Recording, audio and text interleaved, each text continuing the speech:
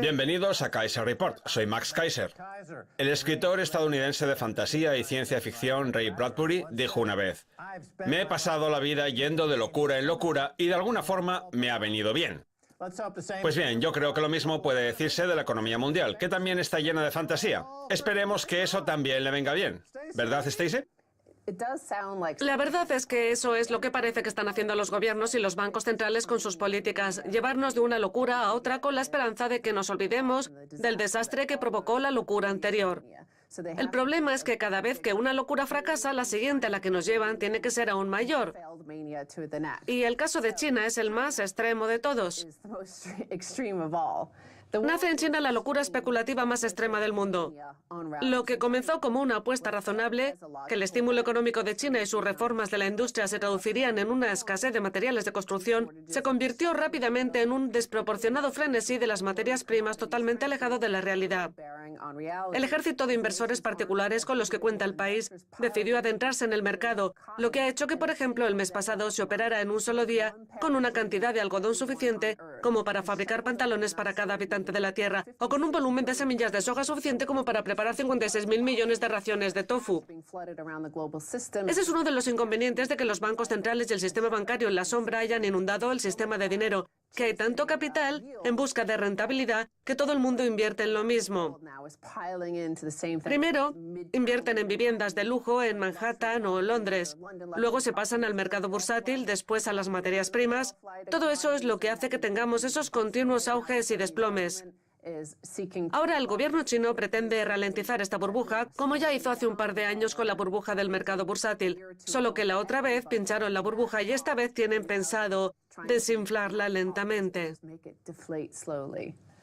Venga, vamos a hablar del mecanismo de descubrimiento de precios, del capitalismo y del libre mercado. El mecanismo de descubrimiento de precios se establece a partir de la oferta y la demanda, que hacen que el precio fluctúe en función de ellas, lo que da origen a los ciclos económicos, a los auges y desplomes, a la lucha entre imperios, a la competencia entre países, al mercantilismo y a las diversas teorías financieras propuestas por las diferentes escuelas de economía en los últimos 1000 o 2000 años. El problema es que ahora vivimos en un mundo post-descubrimiento de precios por culpa de los billones de dólares que hay pululando por ahí de forma absolutamente disparatada, a merced de la locura y las tendencias maníaco-depresivas de aquellos que operan a través de Internet. Un día llegan y se interesan por el algodón, lo cual genera un incremento espectacular de su precio, cuando el precio debería obedecer a la oferta y a la demanda de algodón que hubiera.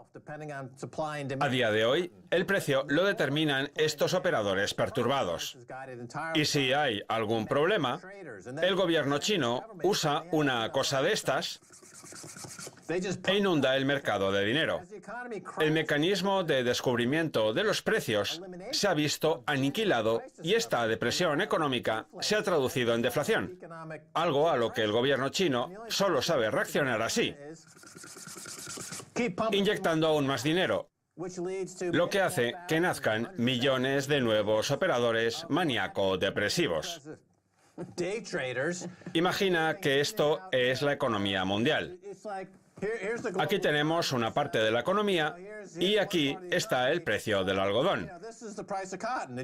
Pues bien, si el precio sube, no lo hace obedeciendo al mecanismo de descubrimiento de precios, sino a algo tan artificial como son todos esos millones de personas que operan a través de Internet. Luego, esos operadores se interesan por otra parte de la economía. ¿Y qué es lo que hace el gobierno chino? Crear una entidad prestadora para que los especuladores chinos tengan más fácil invertir el margen de sus cuentas en un mercado como el del algodón, que se ve inflado hasta niveles épicos por culpa de la apropiación indebida de capital, que se genera a su vez como consecuencia de que el gobierno chino no entienda el funcionamiento del libre mercado porque son comunistas, claro. Y la tendencia se va extendiendo por todo el mundo. Estos son los fondos de cobertura de Estados Unidos que, a pesar de no haber añadido ni un solo centavo de productividad a la economía real, se han embolsado 13.000 millones de dólares en primas. Ese dinero no ha ido a parar a la economía de verdad.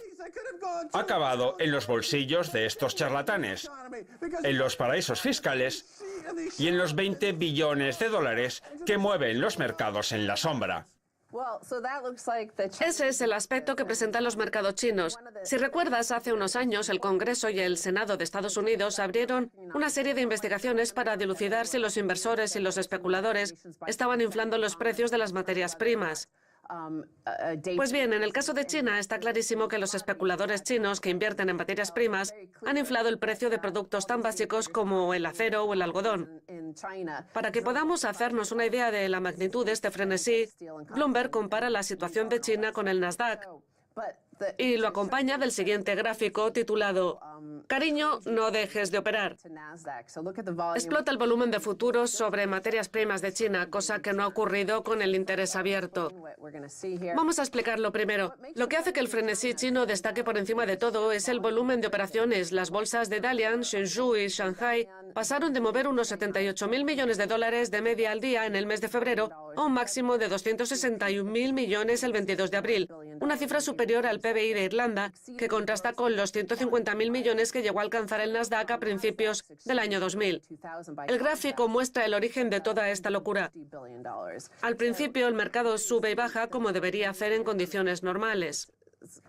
Pero luego llega un punto en que se dispara, mientras que el interés abierto ha seguido siendo el mismo, lo cual no ha impedido que se hayan hecho transacciones y operaciones con los mismos contratos una y otra vez. Y ya sabemos quién sale beneficiado de esta práctica. Así es. Cuando se rompe la conexión entre la economía y el mecanismo de descubrimiento de precios, se rompe también la conexión entre el trabajo y el tejido moral que mantiene a la sociedad cohesionada. La idea de que la gente se dedique a trabajar para poder ahorrar y beneficiar al resto de la sociedad ha desaparecido por completo. Ahora tenemos un todos contra todos, una continua lucha entre operadores. Todos nos hemos convertido en fondos de cobertura. También los bancos centrales, que tienen un enfoque totalmente mercenario de la economía. Su única pretensión es matar a todo el mundo para ganar dinero rápidamente, lo cual genera a su vez un impresionante perjuicio medioambiental. Sobre todo en China. China está pagando el precio de haber permitido que un ejército de especuladores alimentados por el crédito barato o por un dinero obtenido a cambio de nada haya destruido el mecanismo de descubrimiento de precios, que es la base del libre mercado. Sí, porque a los ciudadanos, que están muy molestos con todo, les encanta el juego y las apuestas. Se pasan el día en el casino y claro, ¿quién va a querer que su padre o su madre vengan al casino para llevárselo cuando ve que está ganando? Aunque sean solo 5 centavos. De lo que no se dan cuenta es de que para ganar esos 5 centavos se han gastado $10 antes. Bloomberg ha hablado con un especulador chino. Jeremy He empezó a invertir sus ahorros en materias primas el mes pasado tras haber perdido dinero en el mercado bursátil y considerar insuficiente la rentabilidad que le ofrecían sus productos de gestión de patrimonio. Jeremy, de 25 años y trabajador de una multinacional del comercio en Shanghai, creó una cuenta conjunta con un amigo para operar con futuros sobre la ferralla, el carbón y el algodón, que les proporcionó una rentabilidad nada más y nada menos que del 150% hasta que los precios empezaron a caer a finales del mes pasado. Me aburro bastante en el trabajo, así que para entretenerme opero con futuros sobre materias primas, afirma Jeremy, cuya cuenta creció hasta los 700.000 yuanes, $107.443, antes de caer a los 400.000 a finales de abril. Como invierto con mi amigo, cuando salimos perdiendo podemos consolarnos mutuamente. Claro que se aburre en el trabajo, porque no contribuye con nada interesante a la sociedad. El dinero que se gana ya no se utiliza para cohesionar la sociedad. Y las operaciones a través de Internet se han convertido en el opio de nuestros días. ¿Te acuerdas de las guerras del opio en la década de 1850 o 1860, que hicieron que China se enganchara al opio para poder reequilibrar el comercio mundial y los déficits comerciales? Pues bien, ahora la mentalidad de los fondos de cobertura, de Wall Street y de la City de Londres, propia de un casino Gulag, se ha visto exportada a China, lo que ha hecho que en lugar de estar enganchados al opio, lo estén a sus teclados. Bueno, están enganchados a todos los servicios financieros, a la financiarización en general. Primero se engancharon al mercado bursátil cuando este no dejaba de subir, luego a los préstamos entre particulares, que han resultado ser una estafa Ponzi, y ahora a las materias primas. Vamos a ver qué más cuenta la noticia. Si nos guiamos por lo sucedido en la burbuja de las acciones de China, los organismos reguladores pueden tener problemas a la hora de enfrentar este exceso de especulación sin desencadenar un desplome de los precios. El verano pasado, el valor de las acciones en manos de particulares disminuyó en 5 billones de dólares después de que las autoridades decidieran frenar las apuestas apalancadas y restringir las operaciones en el mercado de futuros de los índices bursátiles, en el que los volúmenes cayeron un 99% respecto al máximo alcanzado. Pasa como en el retrato de Dorian Gray. Si recuerdas, el retrato colgado en el salón de la planta baja no envejecía nunca, pero el que estaba en la planta de arriba no dejaba de envejecer, mientras que Dorian Gray nunca exhibía esos signos de envejecimiento. Pues bien, la economía mundial ya se ha desplomado. El problema es que los bancos centrales la están estimulando artificialmente con todo ese dinero barato. ¿Que puede estallar una revolución en China? Vamos a emitir más moneda. ¿Que puede estallar una revolución en Europa? Que el BCE emita más moneda. ¿Que puede estallar una revolución en Estados Unidos? Que la Reserva Federal emita más moneda. La única solución es emitir moneda y eso anula el mecanismo de descubrimiento de precios, lo cual invalida el funcionamiento de la economía y hace desaparecer todo sentido de la moral, la ética y el bien común. Al final tenemos un sistema anárquico lleno de violencia por todas partes y financiado con todo ese dinero barato. Pero también se han llevado a cabo enormes asignaciones erróneas de riqueza por culpa de este modelo de casino que hay implantado en todo el mundo. Fíjate, por ejemplo, en el auge y el desplome de la fracturación hidráulica en Estados Unidos, que fue propiciado por dos factores: los intereses bajos y la ausencia de preguntas por parte de los inversores, como le pasa a Jeremy He, que como se aburre decide invertir sin preguntar nada. Además, como los inversores estaban tan desesperados por conseguir rentabilidad y las empresas de fracturación hidráulica estaban dispuestas a proporcionarla, se invirtió un montón de dinero en el sector que ahora ha resultado estar repleto de malas asignaciones de capital y que ha dejado un montón de pueblos abandonados en Dakota del Norte. Otro ejemplo son las burbujas inmobiliarias que han empezado a estallar en lugares como Manhattan, San Francisco, Londres o Vancouver por culpa de China y de los controles que se han aplicado al capital que se puede sacar del país, lo que hace más difícil especular con las viviendas. Yo siempre pongo el mismo ejemplo. El bloque de apartamentos de lujo que tenemos detrás de nosotros fue vendido mayoritariamente a los inversores chinos que nunca han aparecido por aquí. Y las ciudades fantasma no solo están en China, también están en Manhattan, en San Francisco, en Vancouver, Londres. Es una locura. Sí, y la asignación errónea de capital más indignante de todas es la guerra. Como Estados Unidos emite más moneda que nadie, eso le permite iniciar más guerras que nadie. No es casualidad. Tienen que darle salida a esos dólares y qué mejor forma de hacerlo que matando a 1 millón de iraquíes inocentes. Lo demás les da igual. A China aún le queda un largo trecho. Mira este gráfico. Los inversores chinos tienen algunos contratos de materias primas en su poder durante menos de 3 horas. En Estados Unidos no les duran más de 3 nanosegundos. Ahora la idea es invertir en futuros sobre nuevas tecnologías para todas las burbujas que se están inflando. Parece que la economía china no se infla. A ver si no nos va a funcionar el truco y vamos a acabar teniendo una revolución. Adiós a la economía. Bueno, a los chinos siempre les quedará romper las viejas pipas de opio y colocarse a la antigua usanza. No se pierda la segunda parte, tenemos mucho más.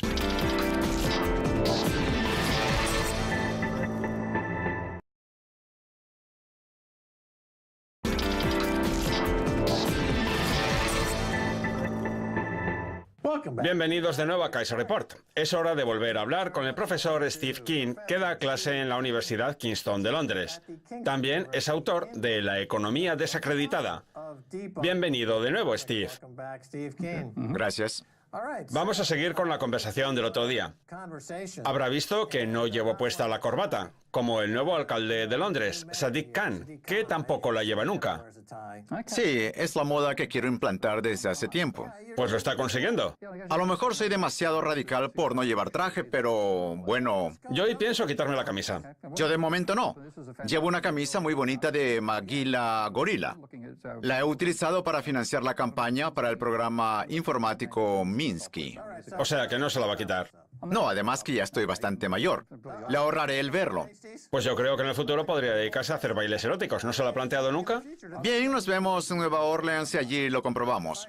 Bien, el otro día hablábamos de Donald Trump, que asegura que de ser elegido presidente incumpliría la deuda pública estadounidense.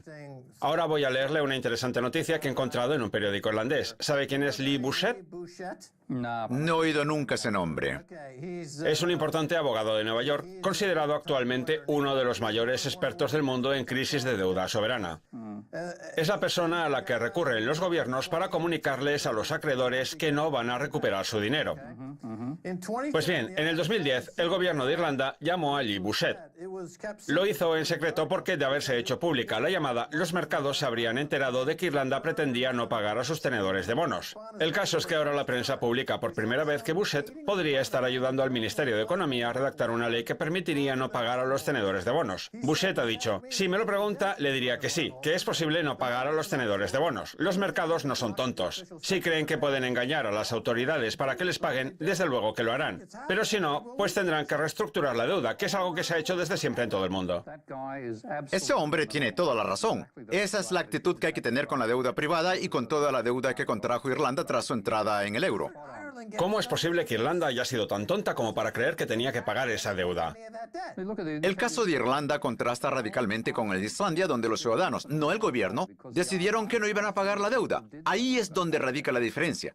Los políticos están acostumbrados a pensar que la única forma de tener una economía solvente es teniendo un sector financiero de enormes proporciones, lo cual implica una enorme cantidad de deuda privada. Sin embargo, los ciudadanos islandeses rodearon el Parlamento y mostraron su oposición a esa ley. Y el presidente hizo algo que tiene mucho mérito: dirigirse a la opinión pública en lugar de a los políticos y decir: no vamos a pagar esa deuda.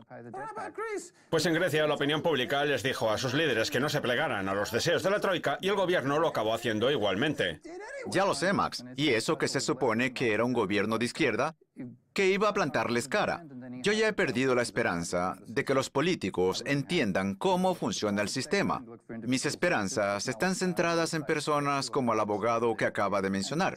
El propio Trump ya ha reestructurado y cancelado muchas deudas, lo cual demuestra que tiene una actitud muy flexible respecto al papel que desempeña la deuda.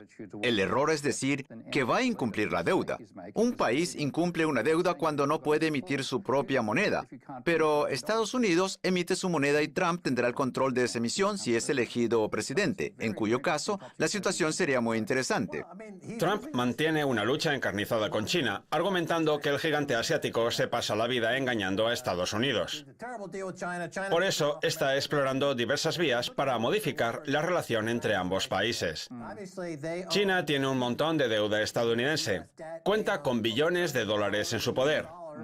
Trump considera a China una manipuladora de divisas. ¿Podría modificarse la relación entre China y Estados Unidos? Puede ser, aunque las consecuencias podrían ser funestas. Estados Unidos tiene acceso a unos intereses increíblemente bajos sobre su deuda porque es el dueño de la divisa de reserva mundial y una divisa de reserva nunca incumple su deuda, ni lo necesita. Pero si Trump decide no pagar a los acreedores, a los tenedores de los bonos, el precio de la deuda estadounidense se vería sumido en el caos. Nadie estaría dispuesto a aceptar un interés del 0%, exigirían intereses del orden del 10%. Pero eso pasa continuamente. Estados Unidos es el país con más deuda del mundo y la catástrofe está asegurada, ya sea de una forma u otra. No se puede lograr la prosperidad emitiendo moneda. Pero lo que hay que reducir es la deuda privada, no la deuda pública, que para la mayoría de los países y sobre todo para el dueño de la divisa de reserva mundial no suele ser un problema. Si Trump se da cuenta de que la deuda estadounidense se paga en dólares y de que Estados Unidos controla la Reserva Federal, comprobará que lo único que se está haciendo es una transferencia de una cuenta a otra, por lo que pagar esa deuda no supondrá ningún problema. El problema será saldar la deuda privada. ¿Y eso cómo puede hacerlo? Me desagrada tener que decirlo, pero el único capaz de romper con este patrón y de cancelar la deuda privada es un loco como Trump. Ese es el lastre al que puede enfrentarse Estados Unidos. Sería algo rarísimo, pero si recuerdan, Nixon fue el presidente que restableció relaciones con China. Así que cosas más raras se han visto ya. Dejando que los bancos quiebren. Cancelando la deuda de los bancos. Y eso los dejaría en bancarrota. Por ejemplo, JP Morgan tiene billones de dólares en derivados y si el valor de esos derivados se ajustara al mercado, entonces veríamos que el banco es insolvente, por lo que tendría que desaparecer. Es posible. Una moneda de cambio que podría utilizar Trump para plantear esa amenaza. Piense también en una empresa como Apple, que cuenta con cientos de miles de millones depositados en paraísos fiscales por los que se niega a pagar impuestos. ¿Podría Trump decirle a Apple, o trasladan ese dinero a Estados Unidos o les impongo un castigo? Podría ser, ¿por qué no? La verdad es que es curioso que los dos candidatos no favoritos, Trump y Sanders, estén dominando las encuestas. Si Trump llegara al poder, todo el consenso podría irse a pique.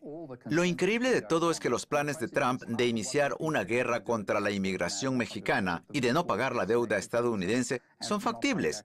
Si le salen las cuentas, podría llegar a anular la deuda privada, utilizando la capacidad del Estado de crear el dinero necesario para tal fin.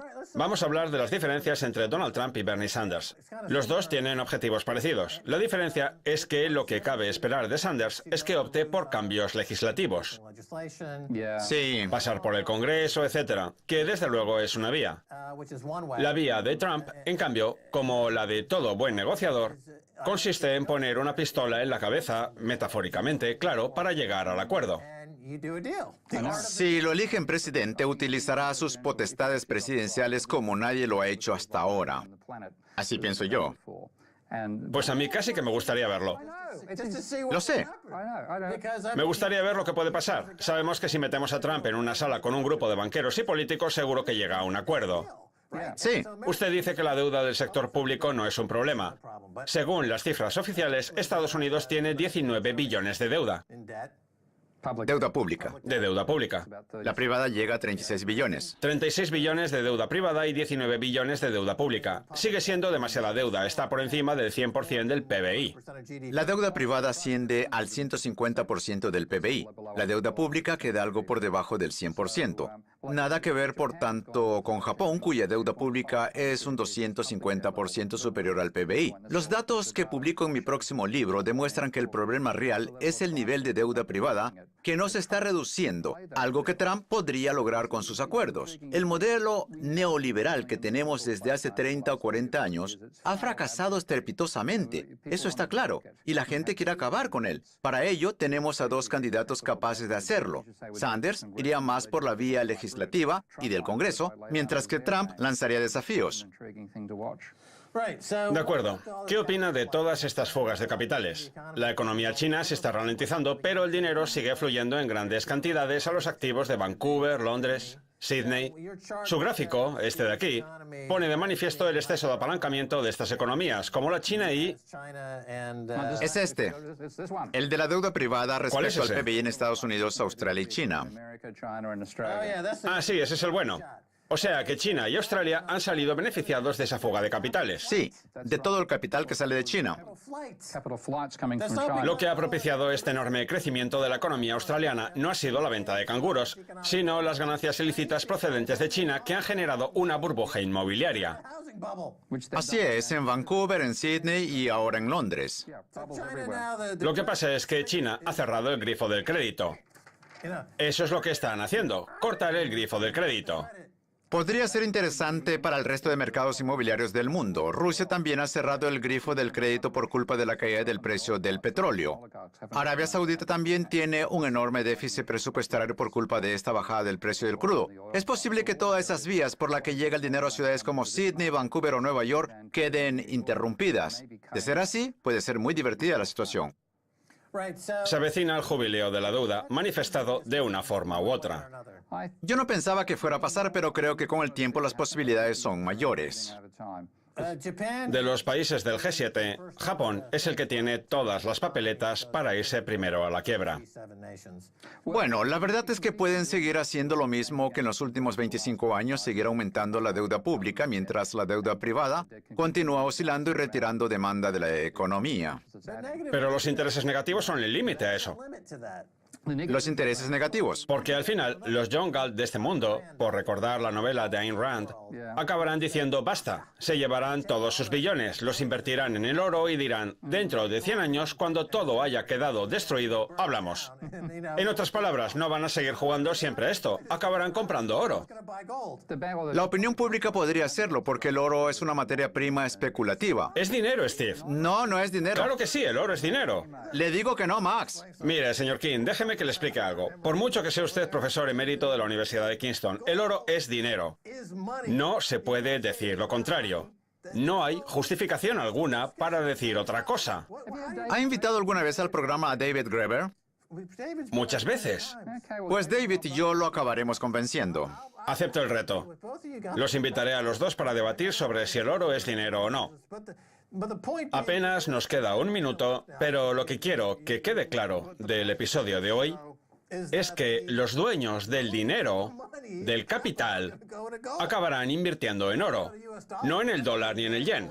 Si Trump cancela la deuda estadounidense, el oro sería una excelente oportunidad de inversión. Sí. No es dinero, pero es un bien especulativo y este es un gran momento para especular. Siento estar en completo desacuerdo con usted en lo de que el oro no es dinero, pero tenemos que avanzar. Los datos de producción y de productividad del Reino Unido continúan desplomándose. Usted vive en el Reino Unido, cuyo déficit de la cuenta corriente asciende al 7%. Es un gran problema para este país, sin ninguna duda. Tiene 40 segundos para explicarle a nuestra audiencia lo que eso significa. Al importar más de lo que exporta, el Reino Unido genera dinero para el resto del mundo. Cuando se venden activos que producen ingresos, como el sistema ferroviario o la energía, a países extranjeros, ¿no se incrementa el déficit de la cuenta corriente? Desde luego, el dinero sale del país. Entonces las privatizaciones son una estupidez. Sí. Es vender la vaca para comprar la leche. Una estupidez. El que haya tenido esa idea es un completo idiota. Y ya vemos las consecuencias de todos los sistemas privatizados como los ferrocarriles. De acuerdo, tenemos que irnos. Nos vamos. Muchas gracias por haber estado con nosotros. Gracias a usted, Max.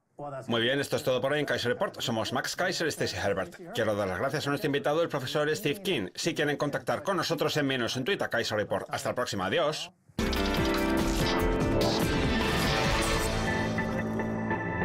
En busca de rentabilidad, que todo el mundo invierte en lo mismo. Primero, invierten en viviendas de lujo en Manhattan o Londres. Luego se pasan al mercado bursátil, después a las materias primas. Todo eso es lo que hace que tengamos esos continuos auges y desplomes. Ahora el gobierno chino pretende ralentizar esta burbuja, como ya hizo hace un par de años con la burbuja del mercado bursátil. Solo que la otra vez pincharon la burbuja y esta vez tienen pensado desinflarla lentamente. Venga, vamos a hablar del mecanismo de... Una escasez de materiales de construcción se convirtió rápidamente en un desproporcionado frenesí de las materias primas totalmente alejado de la realidad. El ejército de inversores particulares con los que cuenta el país decidió adentrarse en el mercado, lo que ha hecho que, por ejemplo, el mes pasado se operara en un solo día con una cantidad de algodón suficiente como para fabricar pantalones para cada habitante de la Tierra, o con un volumen de semillas de soja suficiente como para preparar 56.000 millones de raciones de tofu. Ese es uno de los inconvenientes de que los bancos centrales y el sistema bancario en la sombra hayan inundado el sistema de dinero, que hay tanto capital.